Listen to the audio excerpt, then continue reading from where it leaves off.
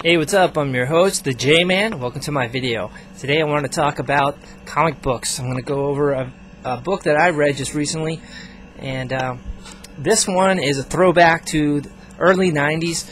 We're talking about Marvel Comics, Spider-Man, and this was one of the longest running story arcs of all time.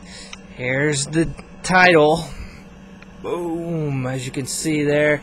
Well, it is backwards or mirrored, but the name of the book is Spider-Man Maximum Carnage, referring to Carnage, the main villain of the story.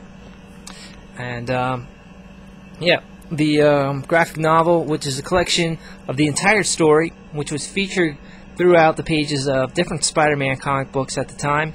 We had Spider-Man, Spider-Man Unlimited, also, of course, Amazing Spider-Man, Web of Spider-Man.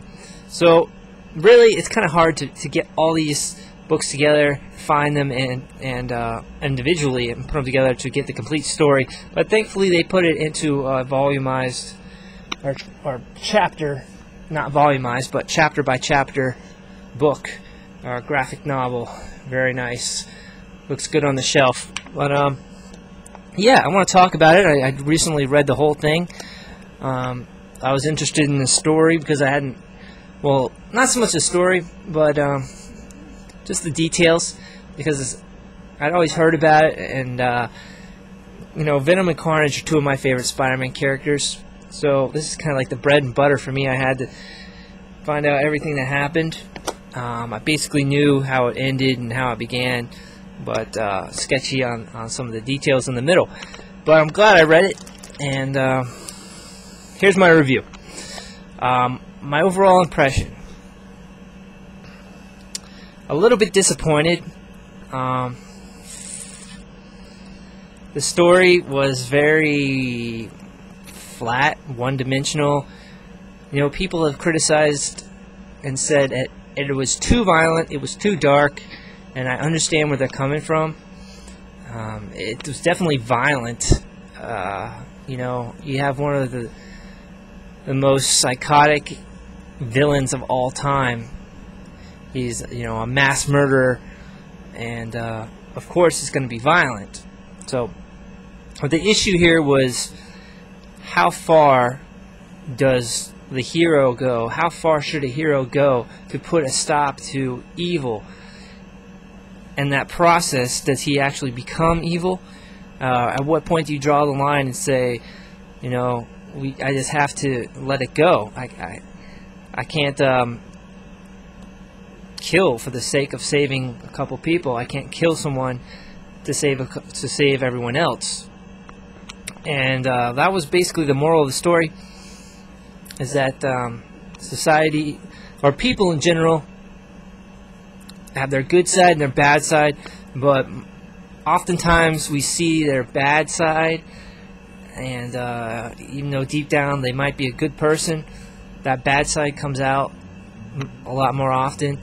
And you know, it's all about believing in people and hope and things like that, trying to bring out the good nature.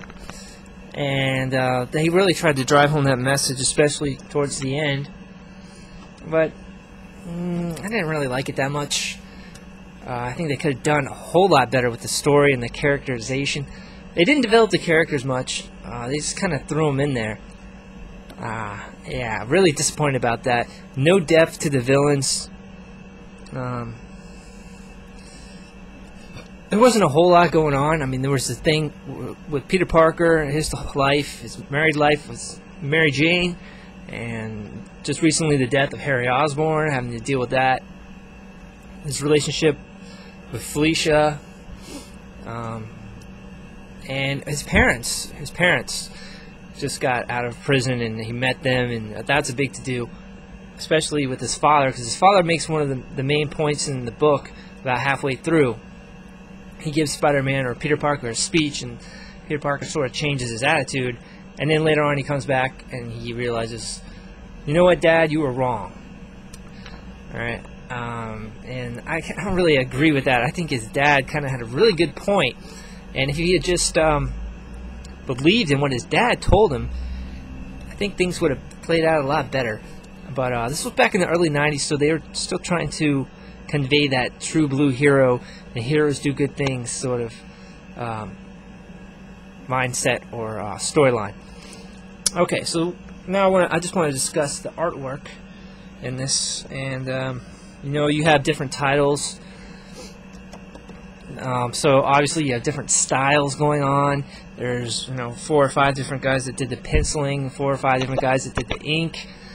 So yeah, the art style is going to vary a little bit from chapter to chapter, but for the most part, it just looked like a 90s comic book from Marvel. It was just saturated with vivid color, really too much color. If you look at it, it's like a coloring book gone insane.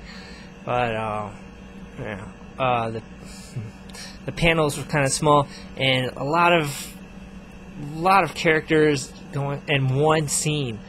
They're all like smashed in there, and if I had to use one or two words to describe it, it would be clusterfuck. But it was a total mess in some scenes and hard to look at.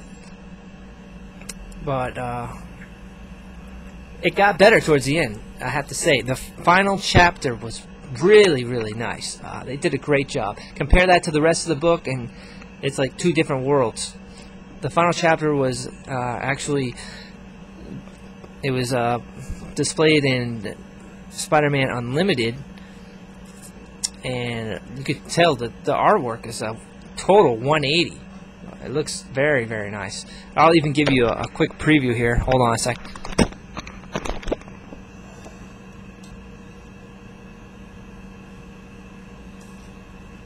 Okay, here's an idea of the artwork from the earlier chapters. As you can see, very colorful. Alright, and then from the last chapter,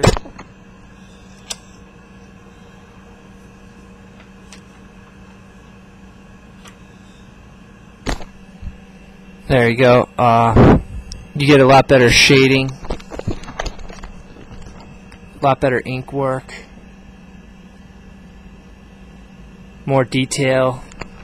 Yeah, it instead of looking like a coloring book, it actually looks like a comic book. Okay, which is a great thing.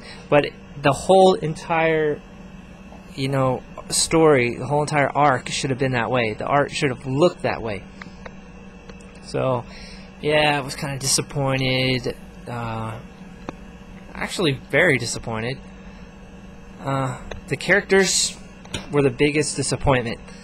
Demogoblin, Doppelganger, and Carry-On. They just sort of came out of nowhere, agreed, or didn't even agree, just latched on to Carnage and Shriek for almost no reason. And Demogoblin kind of had a reason, but it didn't really make sense or wasn't explained. And then, they were just blindly following them. And at the same time, Carnage was picking on them. He was humiliating them, bossing them around. So why were they with him? Who knows? It doesn't make sense. It's kind of stupid, the whole thing about them calling Shriek mom and Carnage and Shriek calling them their children. That was just silly, really silly. But yeah, so a pretty good ending, not a bad ending at all. I like the ending to the book. That's pretty much all I have to say about it. Yeah, wish it had been better. If I was writing it myself, I could have done better, but that's beside the point. Anyway, thanks for watching, and see you next time.